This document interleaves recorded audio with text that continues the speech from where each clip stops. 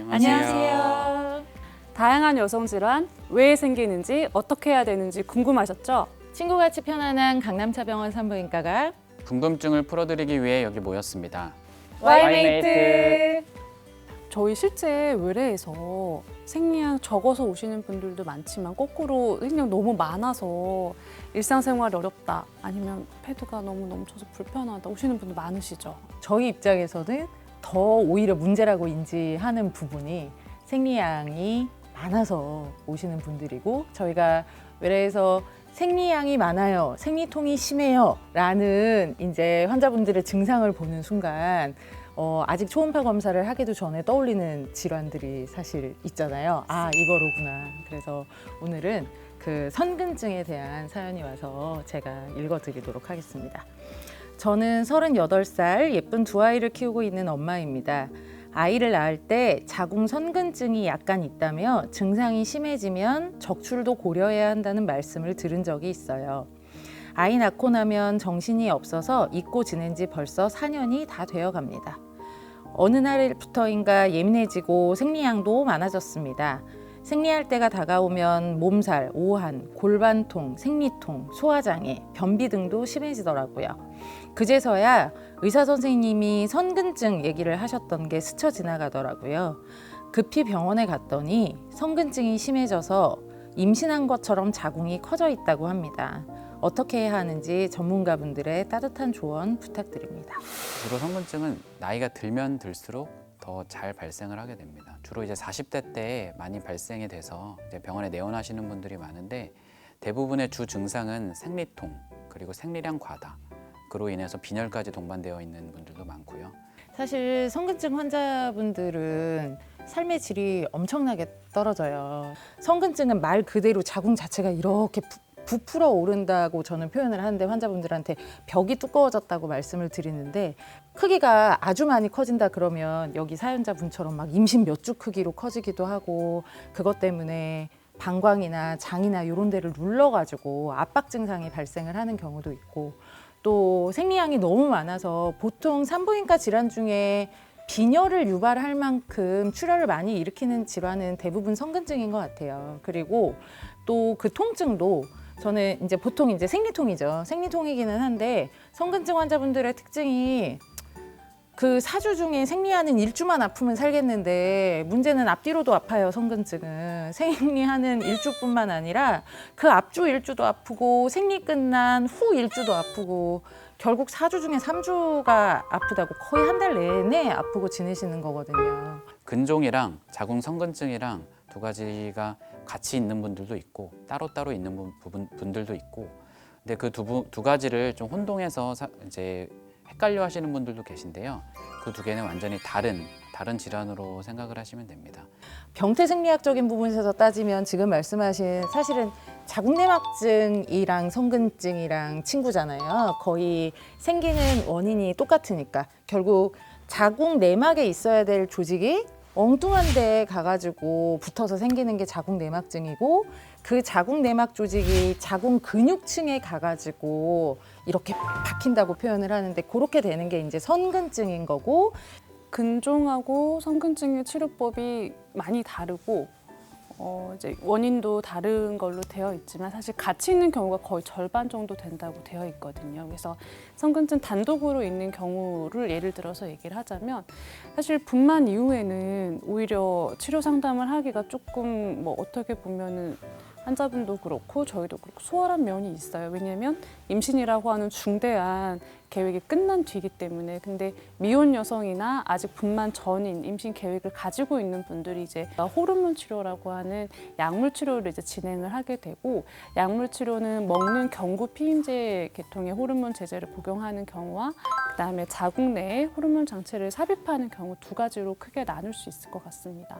만약에 임신을 해야 되는 상황이라면 출혈을 좀 적게 만들어드리고 통증을 좀 적게 만들어드리고 호르몬을 이용을 해서 생리양을 좀 줄이고 아니면 생리를 좀 못하게 막으면서 생리통을 좀 감소시키고 이런 방법으로 이제 자궁을 유지시키는 거고, 자궁 성근증이 이미 발생한 자궁벽을 정상벽으로 돌리는 목적으로 뭐 호르몬 치료를 사용을 한다던가 사실 그렇지는 않고요.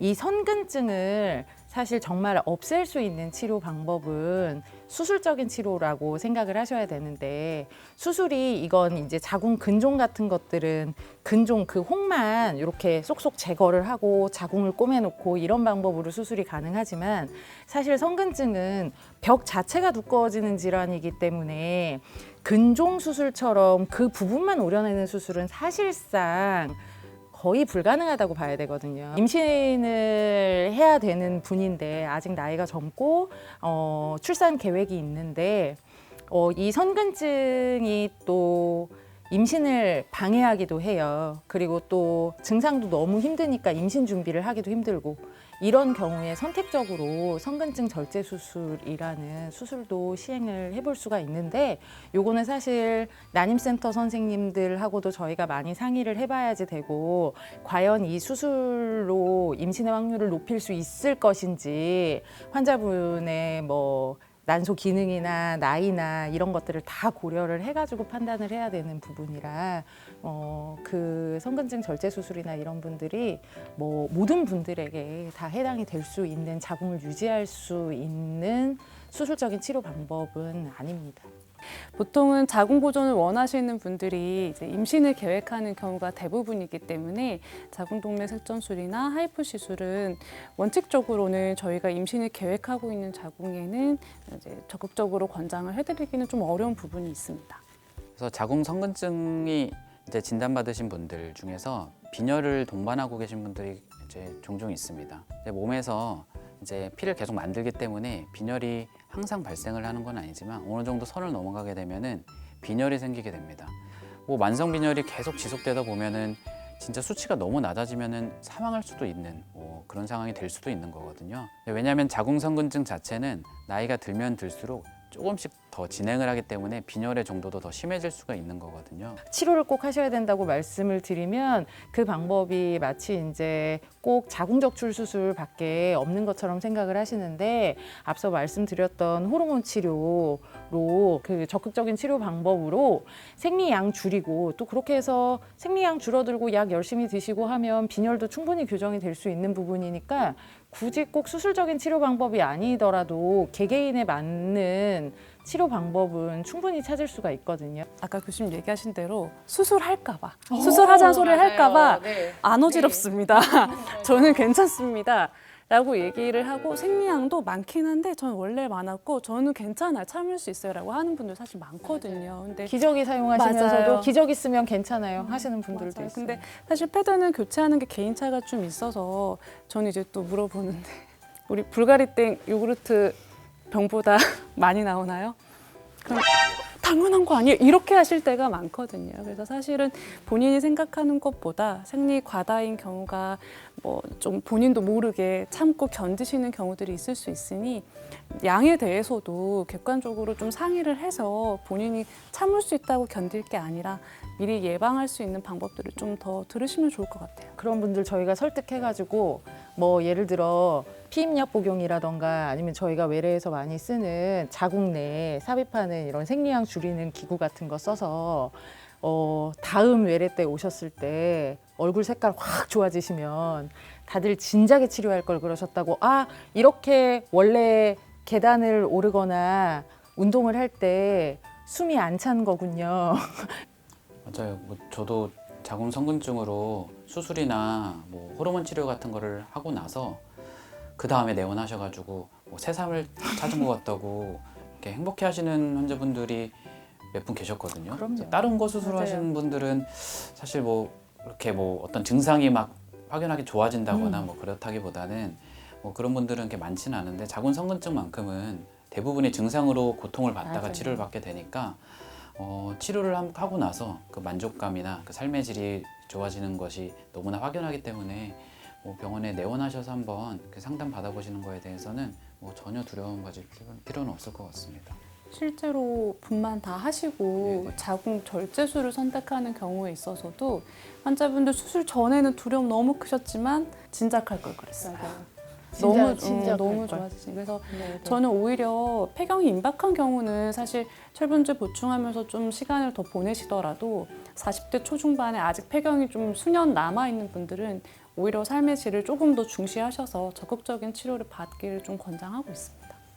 전혀 생각지도 못했는데 어떤 환자분께서는 본인의 자궁 성근증이 몇 센치냐고, 보통 뭐 센치로 뭐 그 혹이 얼마나 큰지 뭐 그렇게 얘기를 하지는 않고요. 증상이 있고 초음파상에서 자궁벽이 좀 두꺼워 있다고 하면은 자궁 성근증으로 이제 진단을 보통을 하게 되고요.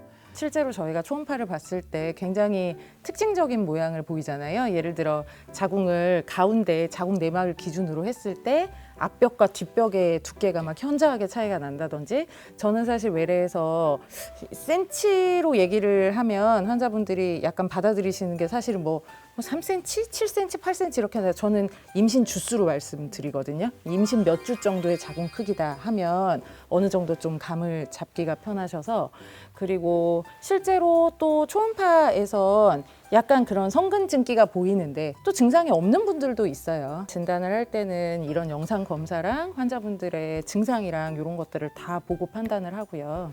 그리고 MRI 같은 경우는 자궁 성근증이 과연 수술로 치료가 될 것인가 하는 그런 것들을 판단할 때는 저희가 실제로 MRI의 도움을 조금 받는 경우가 있는데, 외래에서 검사하는 초음파만으로도 대부분은 진단을 하고 치료를 하는 것이 가능합니다. 만성 골반통이 이제 흔한 증상이다 보니까 MRI라도 찍어서 확인하고 싶어 하시는 분들 사실 꽤 많긴 하거든요. 근데 사실 저희가 일반 골반 초음파로도 거의 80% 이상 진단이 가능하기 때문에 100%다 MRI를 촬영할 필요는 사실 없는 것 같습니다. 자궁 성근증이 임신과 좀 연관이 있지는 않느냐, 뭐 그런 질문들도 많이 들어오는데, 자궁 성근증이 있다고 무조건 임신이 안 되는 건 아닙니다. 하지만 난임으로 갈 수 있는 여지는 있는 그런 질환으로 보실 수 있겠습니다. 그래서 자궁 성근증은 시간이 지나면은 조금씩 진행을 하는 병이기 때문에 제 환자분들 중에서도 자궁 성근증이 진단이 되신 뭐 20, 30대 여성분들이 오신다고 하면은 빨리 이제 임신 시도를 하시라고 제가 꼭 말씀을 드립니다. 그래서 임신을 막 시도를 하는데 임신이 잘 안 된다고 하면은 저희가 또 난임센터 병원 쪽으로 이제 연결을 시켜드려서 좀 도와드리고요. 임신을 한다고 해도 또 유산이 되지는 않을까, 뭐 그런 부분들에 대해서 걱정을 많이 하시는데, 자궁 성근증이 없는 환자분들에 비해서는 당연히 유산할 수 있는 그 위험도는 올라가고, 뭐 임신 중기에도 뭐 유산, 조산 뭐 그런 쪽으로 갈 수 있는 여지도 정상 자궁보다는 있는 현실이기 때문에 자궁 성근증으로 진단을 받았다고 하면은 어느 정도 임신을 조금 서두르는 편이 좋지 않을까, 저는 그렇게 생각을 하고 있습니다. 임신을 빨리 준비할 수 있는 상황이면 괜찮아요. 그렇죠. 남편이 있으면 괜찮은데 미혼이고 더 젊어요. 20대 초반. 그럴 때가 제일 힘든 것 같아요. 점점 진행을 하고 환자는 생활하기 힘든데 임신을 당장 할 수도 없고. 그래서 그럴 때는 사실 저는 아까 얘기한 자궁내 장치를 조금 더 적극적으로 권장을 하고 있거든요. 사실 증상 조절 목적뿐만이 아니라 성근증 조직을 일부 줄여준다는 치료 효과도 이제 있다고 보고가 되고 있기 때문에 아직 분만 계획이 없다 하더라도 추후에 계속 진행할 여지가 있으면 좀 적극적으로 치료를 하시는 게 좋을 것 같습니다. 제일 아이디어란 게 딱 난임센터에서 아기 분만하시고 분만하고 이제 잘 지내다가 이제 내 증상 생기니까 부인과로 오셔서 이제 제가 살고 봐야겠어요. 수술해주세요. 그때가 제일 해피엔딩인 것 같아요. 그래서 너무 어려워하지 마시고 어려운 점 있으면 언제든 내원해서 상담하시면 될 것 같고요. 더 궁금한 점은 아래 댓글창에 남겨주시면 될 것 같습니다. 구독, 좋아요. 알림 설정까지 부탁드립니다. 감사합니다.